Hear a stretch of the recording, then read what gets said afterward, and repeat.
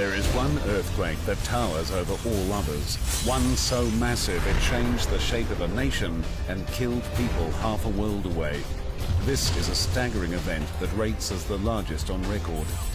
161 kilometers off the Chilean coast, the small, dense Nazca Plate slams into the much larger and lighter South American plate, creating a subduction zone. This is far more dangerous than the one that affected Mexico in 1985, because here it runs the entire length of the continent.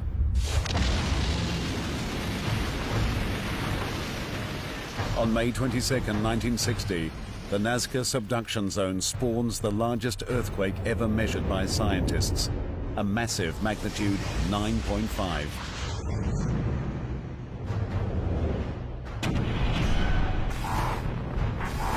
The amount of energy unleashed is equal to 32 billion tons of TNT, or more than 2 million Hiroshima bombs.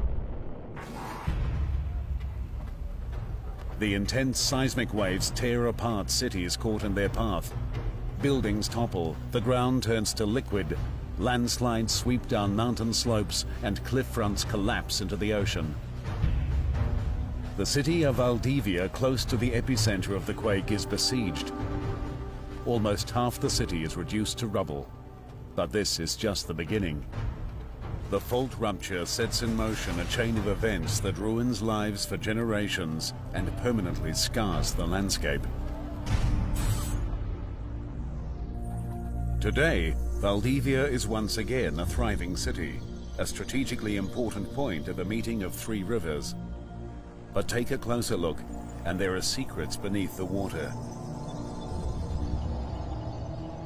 Mysterious streets that plunge into nowhere, drowned foundations, and ghost-like ruins along the river's banks.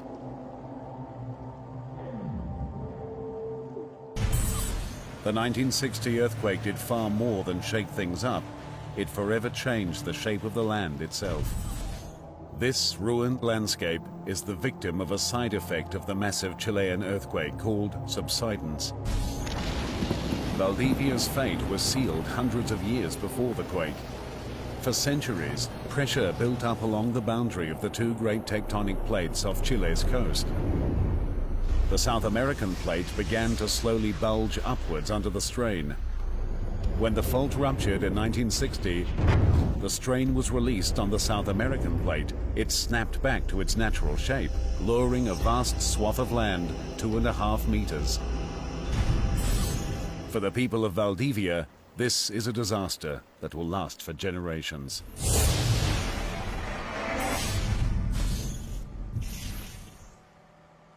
Most of this area before the 1960 earthquake used to be pastures, high-quality pastures. The ground dropped 2 meters down, and now the tides cover every day this land.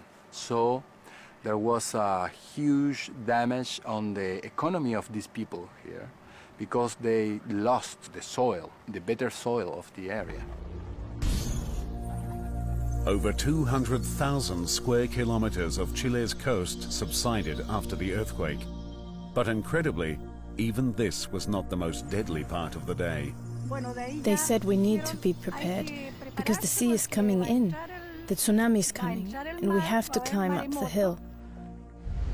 Just 15 minutes after the massive quake, a series of giant earthquake-generated tsunami waves slam into the coast. Some are 18 meters high. From her vantage point on the hill above Maujin, Juana watches as half the town is washed away. The waves were coming in, trying to imprison us. We heard another wave coming, starting to move the houses that were on the shore, making them hit one another. It was a terrific noise, a noise that scared us. But Nelly Gallardo had no time to get to safety. She was caught by the full fury of the waves. As the wave was advancing, trees and other things were disappearing in its path. I climbed up into some trees, but when the second wave came, the trees were not strong enough to hold us. So I jumped onto a log and tried to hold on and keep my face out of water. Then a boy climbed onto the log too. 122 people from Maujin drowned that night, but somehow Nelly survived. The giant waves wreaked havoc far beyond Chile. They radiated out from the fault rupture, striking other unsuspecting Pacific locations. 15 hours after the earthquake struck, the tsunami reached Hawaii. The port city of Hilo was devastated and 61 lives lost. 7 hours later, the tsunami hit Japan, killing 122 people.